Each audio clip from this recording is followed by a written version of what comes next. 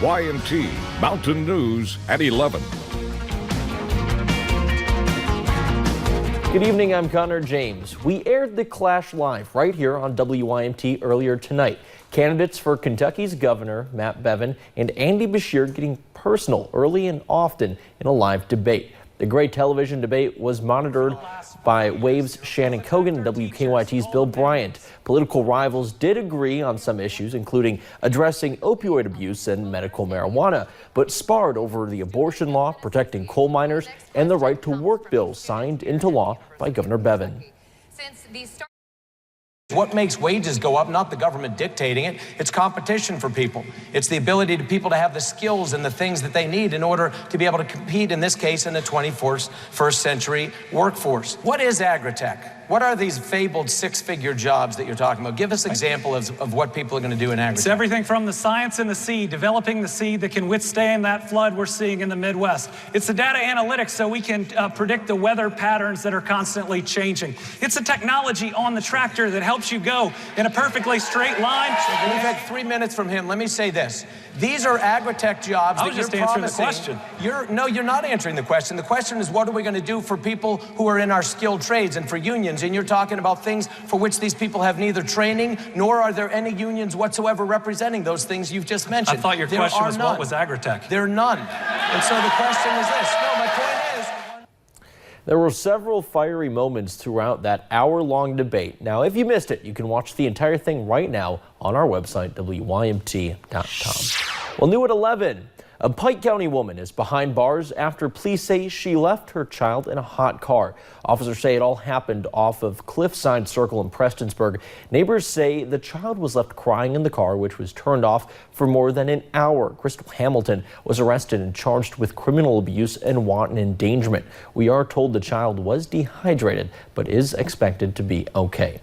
Well, a Louisville airfield is back open tonight after this small plane ran off the runway and flipped while landing. The pilot hasn't been named. He was the only one on board at the time and was able to get out uninjured while the plane was flipped over. Now, at this point, we don't know what caused it, but the FAA is on their way to the scene to figure that out. The Floyd County Code Enforcement is cracking down on illegal dumping and dirty homes. If you are caught dumping illegally, you could face a $600 fine or even jail time. Officials sift through each bag of trash to find names, addresses, or anything tying to the person who left the trash. Code Enforcement Officer Joe Reynolds says the drug problem and lack of community respect are to blame. When I see a site like this, it reminds me that we have people in our county that does not respect the landowners or theirself. Now, Reynolds says so far they have convicted multiple people of illegal dumping. If you would like to help keep Floyd County clean, you can call the fiscal court for supplies.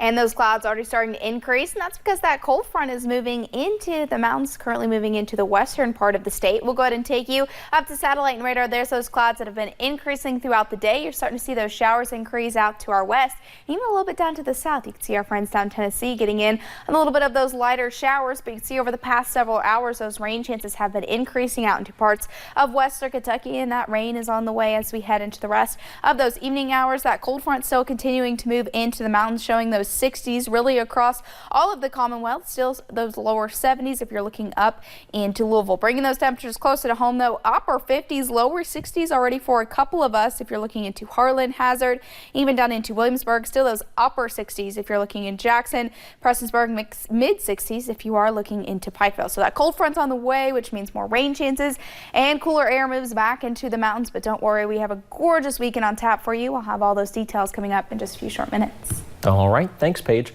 Well, many in the mountains of Pike and Letcher counties are remembering a football legend. Jack Hall died Sunday. He's considered an icon, a character larger than life, and today I talked with those who knew him closely about his legacy. It's no wonder that veteran coach Jack Hall. Legends don't plan on becoming legendary. That's how the old quote goes. There's no better example of that than Jack Hall. And you always knew you was around a man's man when you was around Jack Hall. They alternate at tailbacks. No two of them are in the football game at the same time. He was a great football teacher. But he was also one of these coaches that cared about you. From humble beginnings as just a boy in Fleming Neon, it didn't take Jack long to make his mark. In Fleming Neon, they have shot some people. He was a star quarterback for the Pirates through the late 40s and early 50s. Jack and I have been friends from the first day we met. Raymond Isaacs is just a couple years younger than Jack. The two were like brothers alongside each other on the gridiron in a time long past. But I loved him, and I still do. He was the kind of guy, or the kind of man that could get a 5'0", 100-pound kid and convince him that he could flip over a Coke truck. It's not hard to see the kind of man Jack Hall was. He was a superhuman being. I mean, I just can't say enough about him. Hall was a decorated man. While he played, he won various awards, and not just in football, but baseball. The same goes for his years in college, and even more so as a coach. Everywhere Jack Hall went, success followed him. It started at Fleming Neon. He then coached Elkhorn City and Betsy Lane. While at Elkhorn City, he won a state title. But just listen to what Hall was like following that historic win from one of his old players. You want the truth? He was Coach Hall. You know, we're just same person he was when he won it as before he won it. Hall eventually went back to where it all started, coaching at Fleming Neon until he retired in 1992. This dirt we're on and this purple and gold was a great part of Coach Jack Hall and the legend. He was a legend that he left for us here at Fleming Neon. He was there. And that's what a coach is. It's not just somebody that puts W's on the board. But it hurts my soul. The man just loved football. He never set out to be a legend. Jack, love you. Meet you in heaven, brother. Thank you. Yet more than half a century later, oh yes, he'll be missed. He will forever be remembered as one. No wonder these Pirates are ruling the high seas of mountain football. I'm Kaywood Lutford. Now, an interesting bit of information, Hall was known as Side Saddle Jack for his offensive formation, a side saddle T, an old formation dating back to the 20s. We do not have funeral arrangements, though, at this time. Well, dust off your record players. A report suggests in 2019 more vinyls are expected to be sold than CDs. The co-owner of a local record store can attest to this. He says younger and older generations come in often to buy old records. Older people, you know, they're like, man, I used to listen to these when I was a teenager, you know, I can't believe they're coming back.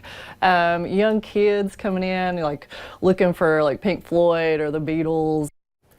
Though vinyls are getting more popular than CDs, online streaming still stands as the most popular way for people to listen to music. Well, a new approach to learning is introduced in one Floyd County school. A sensory hallway is allowing students at Betsy Lane Elementary School to be hands-on and to get outside of the classroom, mixing fun and learning. From hopscotch, leapfrog, catching butterflies, and stomping on bugs, Floyd County Superintendent Danny Atkins says the school has already had positive responses about the hallway. With this sensory hall, that's one of the things we've been able to do is to give them a little opportunity to blow off steam, but through that blowing off steam, they're also learning numbers, ABCs, colors. Now, this is the first sensory hallway in the county, but other schools have already contacted Superintendent Atkins about creating one in their school. Well, Natural Bridge is a step closer to some big improvements. Today, we learned the state park is receiving more than $1 million. The park is scheduled to receive a new lodge roof, wastewater treatment plant upgrades, and renovations to most of its lodge rooms. Many of you have probably visited it before to hike and climb at the Red River Gorge. Well, one hazard man is preparing for winter by chopping and delivering wood for free. Seeing that some could not afford to heat their homes, he offered his services. WYMP's Lacey Roberts got to spend time with him and has more. The remaining summer-like temperatures keep our minds away from cooler ones. But not to James Stacy. His work begins now. I started last season cutting and selling firewood to make extra money. Some may ask, why cutting wood? It's good exercise, so you get best of both worlds. You get exercise and you get to be outside in the beautiful weather. But now he is devoting his time for free. Discovered there was a need in the area. A lot of people, their only heat source is firewood. While some have no transportation to get it, people can't afford it. Sometimes people choose between having food or being able to heat their home. His help from someone who first needed him. Because I've been down that road. I've been down the bad side of the road too. John Roden's wife undergoes dialysis. He finds time to see the good, hoping to help others do the same. If I can help them heat their house up so they can buy food, I was all for it. For those with low incomes. And it's tough. If you can't get out and cut it yourself, then you have to buy it from somebody. Delivering to several counties a day. More than 900 pounds of wood each trip. In Hazard, Lacey Roberts, WYMT Mountain News. Now, Stacy makes deliveries to Breathitt, Letcher, Leslie, Knott, and Perry County. He averages 3 to 4 deliveries a day and freshly chops all wood. The wood is donated by surrounding loggers. Well, coming up at 11, students and staff remember an Eastern Kentucky girls basketball coach months after his death. And rain chances will continue to increase overnight as that cold front pushes into the mountains. I'll have those details coming up.